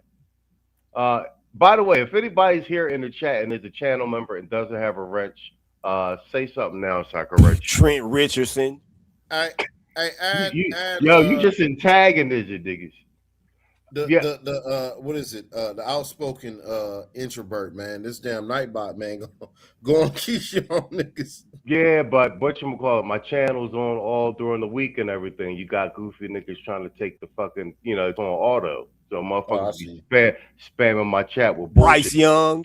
Trying to get the channel blocked. That's it. That's why it's in there. So I gotta just readjust the settings before we do the Sunday panel. Because I'm streaming during the day now. The channel's on like 12 hours a day. So I got motherfuckers. You know how that shit was in the beginning. Motherfuckers popping up in the chat, going fake it. You know what I'm saying? Trying to get the stream taken down. Yeah. Yeah. The Nightbot's in there to protect the channel. No News helped me set it up. D, I'm gonna drop you a link if you want to come up and argue this SEC shit. Hold on. Pace. That link's for D. That link's for D. BJ Scott. I keep going.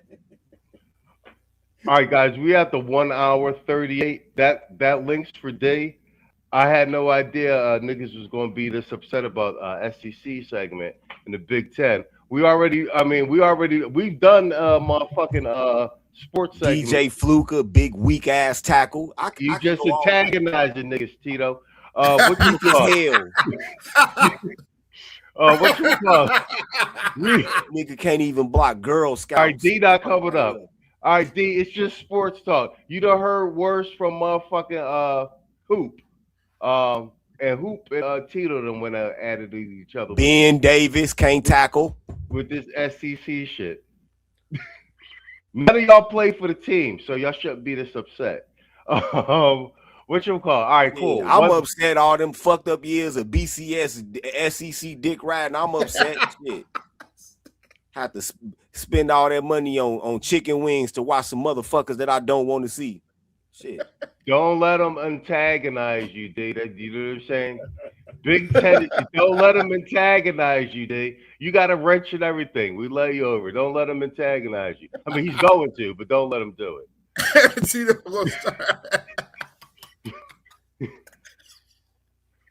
That's why Saban bailed out. He knew it was over with. When the O'Bannon brothers went to court, when the O'Bannon brothers went to the motherfucking Supreme Court, when Nick Saban seen that shit, he came in there with a cardboard box and got all that shit up out his desk. He knew it was a fucking rap because he couldn't warehouse all of them niggas like he was.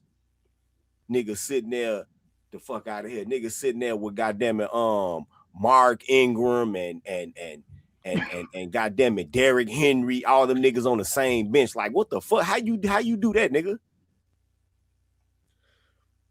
Oh my God, this shit pouring all of the fucking.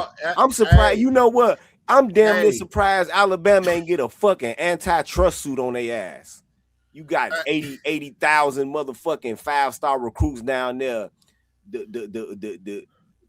I think that they have like 300 motherfuckers in their building at the same time. No bullshit in terms of red shirts and all of that. I'm dead fucking serious. I have talked to niggas that played for them that got like a academic red shirt, 2 medical red shirts, and they weren't even hurt. The coaches was just talking them into taking it, playing like they was hurt and taking the medical red shirt just so they can hoard them there, right? And then they just got tired of the whole thing. These niggas sitting there don't got fucking master degrees and everything sitting there on them. They just said fucking and got a job. And then they said they was mad when they left to go get a job. Y'all niggas is really mad about this shit. These niggas, them niggas was indentured servants. Them niggas was indentured servants under Saban. Fuck is you talking about? Perfect Square says Alabama is Give ass. us free, nigga. Auburn is ass. Florida is extremely ass. All right, we're gonna kill this. He right. All right, He right. We're gonna kill this SEC segment. This whole show that went fucking left. He right. It's funny, but it still went left. Hold on. I got this. Bruh.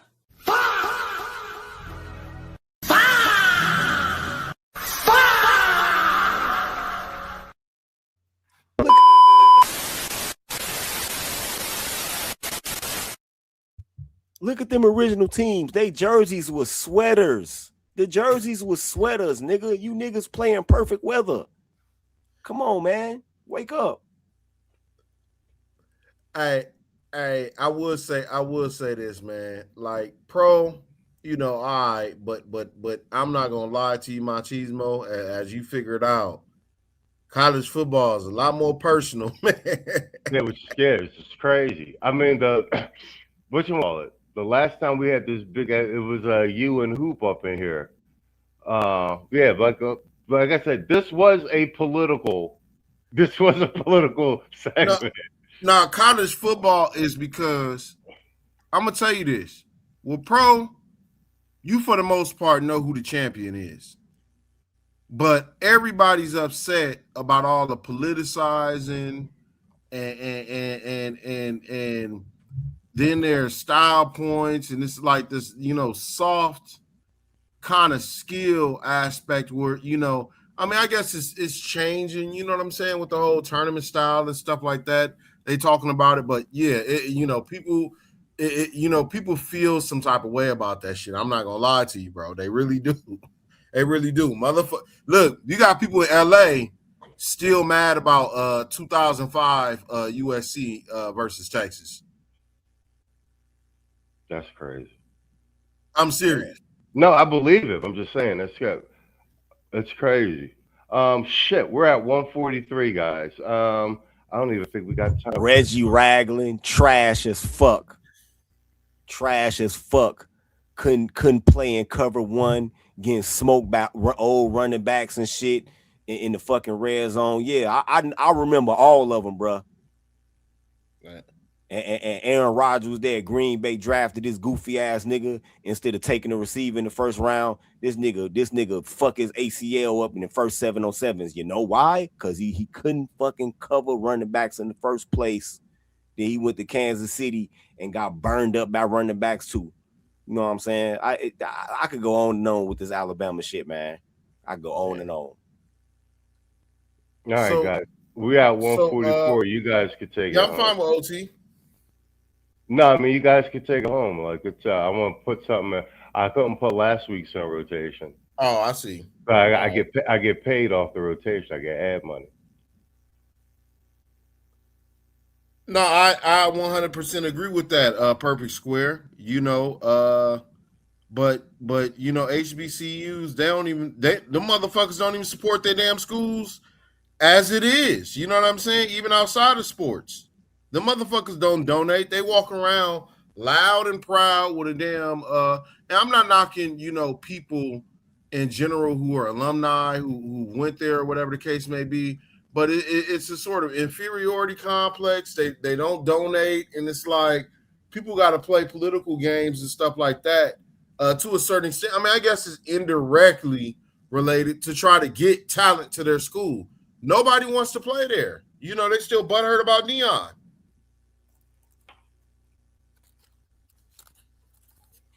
You know what it was with Deion?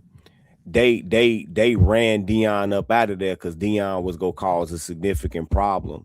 See, at what was that, Jackson University he was at, they actually had a good program before Dion got there, and they are in the FCS division, right? So what used to be considered Division 1 AA.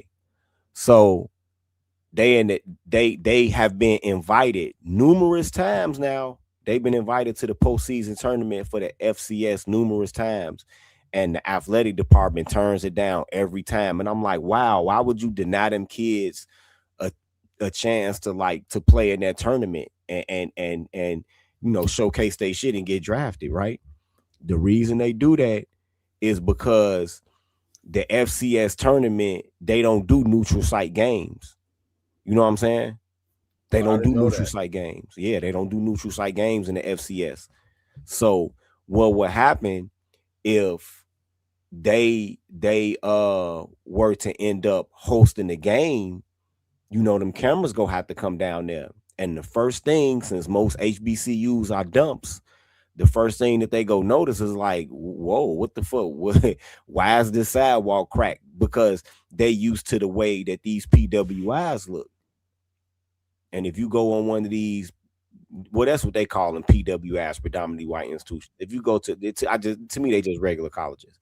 But if you go there, even like relatively small schools, the campuses are fucking immaculate. And a lot of times these campuses are fucking islands of largesse in a sea of poverty. You know what I'm saying? You can go to even a really poor area, really poor state, and you will see a college that'd be the campus, the grounds required to be beautiful. Fucking paved with marble, all type of shit I've seen on some of these campuses. So if they used to the condition of schools like that they see, even like really tiny liberal arts colleges, and they end up going there, they go be like, what the fuck? And then they go try to, they go start investigating and looking at what the endowment is, and then let's go put the spotlight on how much money that those trustees are stealing. That's why they ran Dion up out of there, because eventually he was go have a team where they was go be like, hey, why y'all not going to the FCS tournament? Or even worse, because of what the qualifications are to be a Division I football school. Like it's your enrollment size, it's your endowment size, it's your historical level of competition, and then a political requirement is that you the Title IX compliance. So you have to have 8 athletic programs for men and 9 for women to compensate them for the fact that they don't have football. So Dion put them to they are kind of sad.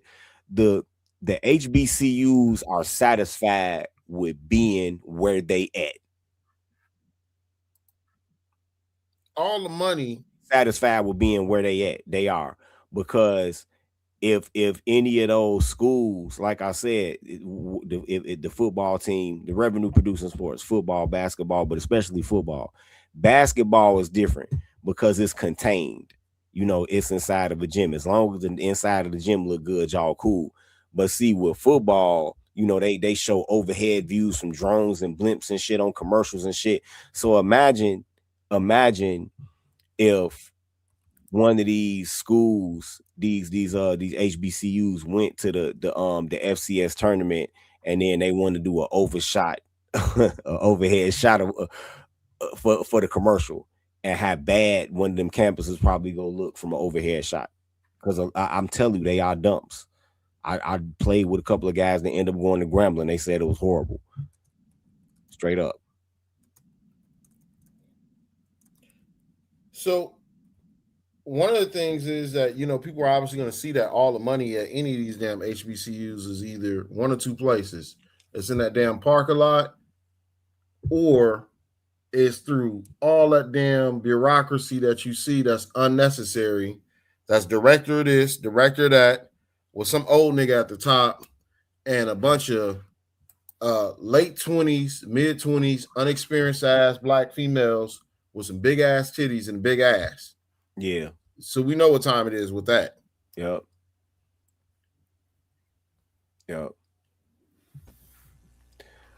football is a Southern sport. Okay. Well, all the guys I played with that was from the South was kind of soft. They was kind of soft. They was. These niggas, we had one nigga come up from Miami that didn't even own a fucking jacket. I bullshit you not. This nigga comes to the Chicago area to play football without a fucking jacket. Can you believe that shit? Damn. Yep. This nigga didn't even have a jacket. This nigga, the warmest garment that this nigga had was a fucking Duke hoodie.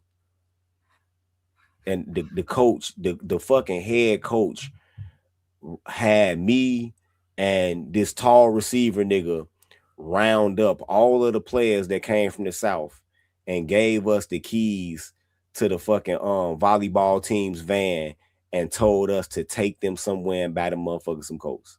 Okay, he gave us a big ass rubber band money roll and said, "Hey, go buy these motherfuckers some coats." Bullshit you not. All right, guys, we wrap in 8 minutes. Closing statements. You guys can do them any order you want.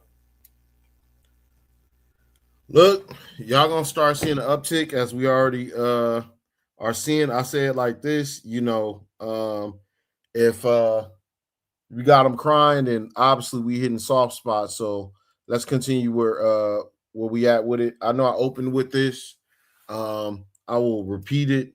If we did all this without money being involved, and much to Tito's point, having a general black male oriented PAC, nothing named that's really conspicuous, you know what I mean? But you know, imagine how much power we would we would have. Even Rolly fat ass had to admit that we are a demographic now to contend with.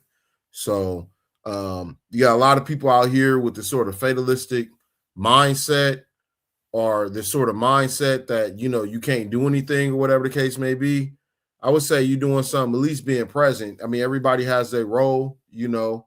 Some people can get up here and speak their mind. Some people, you know, is good at intel and finding info and stuff like that, so we can debunk the haters or whatnot. But like a well-oiled machine, man, let's keep on going. I personally think that no surrender, no retreat, only forward. Fuck these damn Democrats. They've already shown their hand. Ain't no mercy for these motherfuckers, man. No quarter either. I land my plane. All right, well played. Mr. O, you there? Yeah, I'm here. All right, go ahead. Yeah, go ahead. You might as well go ahead. You might as well close out and then pass it over to Tito. You guys good? We got 6 minutes. Well, you know, to cover my bases on this NAACP and this Black Caucus trying to swindle these black men and getting the NIL money because they want to go ahead and keep their so-called democracy and keep their damn jobs and stuff like that.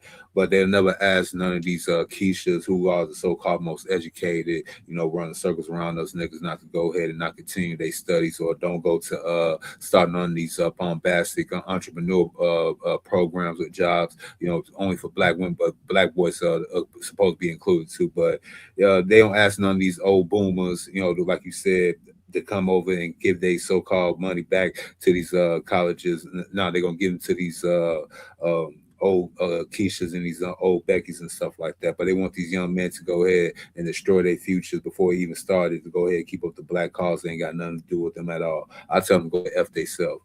I probably got another 30 seconds. Black men, stop getting involved in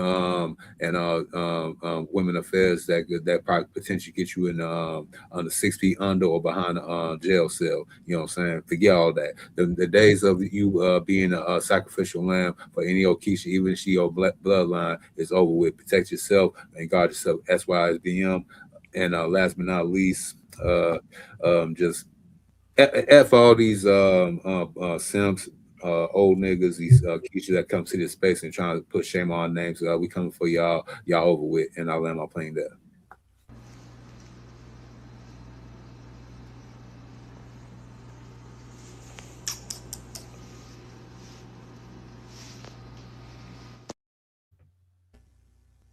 All right, Tito, that's all you. You got 3 minutes. Hate to say I told you so, Democrats, but maybe if y'all would have been pushing abortion so hard, you'll actually have enough black people not to have to gerrymander all black districts. Remember, congressional apportionment is based off of population. So roughly every 700,000 people or so is another representative district. Now divide what 24 million by 700,000, and there's your answer. Good night, everybody. Oh shit. Well, all right, bet. Well played. All right, guys, we're at the 1 hour 56-minute mark.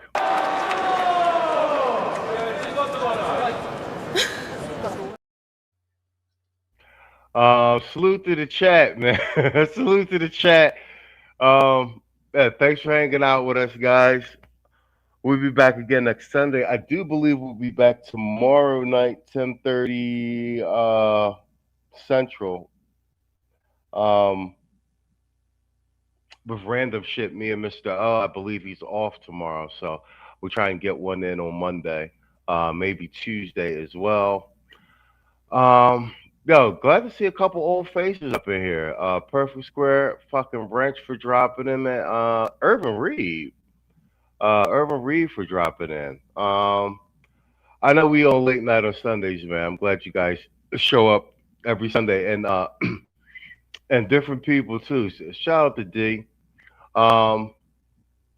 Friendly fades in the chat. That's how we do it over here. Shout out to my panel. You guys, I keep saying this, guys. We be we're all over the place, different cities, different states, different countries, different time zones, and we be scrambling and putting these segments together for you guys every Sunday. So this is season 9. We're going to transition over to season 10 shortly. International Quiet Storm says, "Good night. This is not how I envisioned this show to end." Yeah, yeah. Dak Prescott is your only hope. Yeah, I know this shit. Yeah. Nonetheless, we'll be back next Sunday, man. Thank you guys for supporting the channel, leaving comments under the long form videos. We slowly starting to roll them back out.